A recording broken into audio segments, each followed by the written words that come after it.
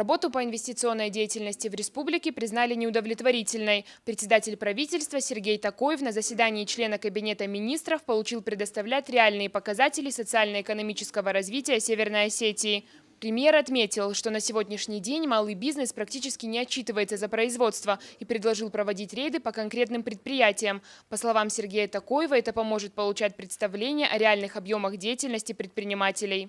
На заседании также обсудили подготовку граждан к военной службе в учебных заведениях ДОСААФ России. Был утвержден план подготовки граждан по 4 военно-учетным специальностям на 500 мест. Особое внимание уделили теме ограничения на охоту в республике. Военный комиссар Тагир Гаджиев привел данные февральского мониторинга, по результатам которого численность некоторых видов животных сократилась. По итогам заседания было внесено предложение на ограничение охоты на зайца, рысь и барсука. Ирина Дзабаева, Евгений Маркин, Осетия ТВ.